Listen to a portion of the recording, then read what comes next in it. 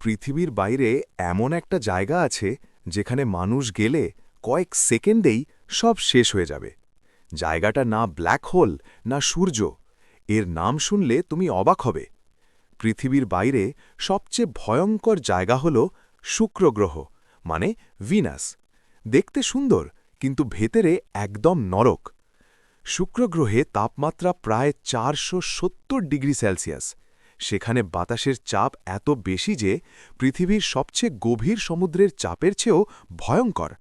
আর আকাশ থেকে নামে সালফিউরিক অ্যাসিডের বৃষ্টি।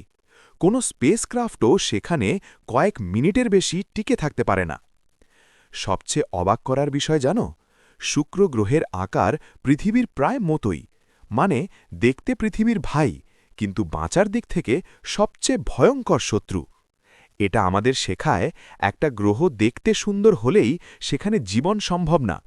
পৃথিবী আসলে কতটা নিখুঁতভাবে আমাদের জন্য তৈরি। তাহলে ভাবো তো, যদি ভবিষ্যতে মানুষ শুক্র গ্রহে যাওয়ার চেষ্টা করে, তারা কিভাবে বাঁচবে? আপনি কি মনে করেন? কমেন্টে লিখে জানাও।